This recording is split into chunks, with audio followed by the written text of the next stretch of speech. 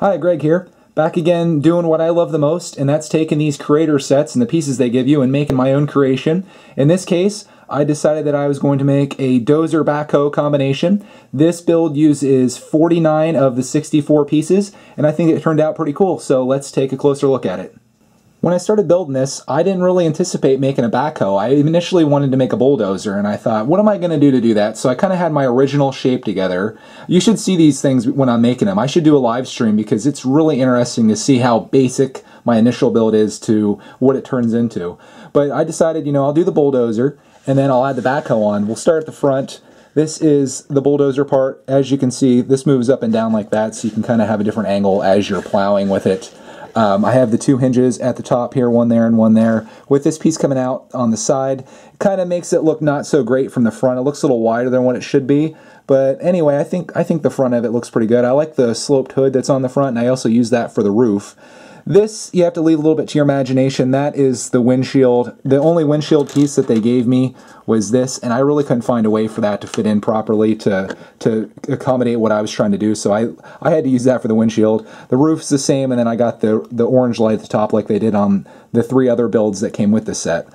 We'll spin it around. This is the part that takes a little imagination. The back of this, I didn't have enough yellow to make this all yellow, so you got a lot of gray there, which kind of sucks.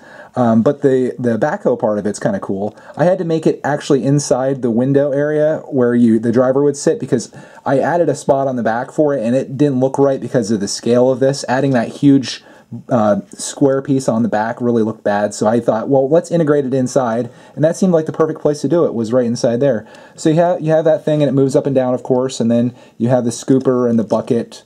I kind of used the idea that they had for the bucket on the power digger, but I think mine looks pretty good. It's not quite as complex as what theirs is, but it doesn't need to be. For the tires, they're very close together. I ideally would like a bigger set on the back than the front, but you have to use what you're given when you're making these MOCs using the creator sets. Here's the bottom, so you can see how that is.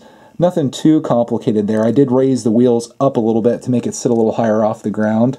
So then you have your bulldozer, and you got the backhoe, and I think that's a really cool addition to the power digger set. So you have yourself the power digger, which is an excavator, you have the skid steer, you have the dump truck, which I wasn't too happy about, and now you have a bulldozer, or you could make a backhoe just without a bulldozer if you wanted to take that front end off of it.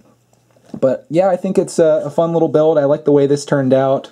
I love making these things. It's half the fun of these creator sets is when you buy them and you build the 3 sets that are included. That's just the beginning of the fun. It doesn't even end. I don't think this is going to be the last build that I make from this power digger set, and at $5 for that, this is my 4th build off of it. I'd say it's one of the best values for your money in Lego. So thank you for watching. I'll definitely have another video up here soon, and see you next time.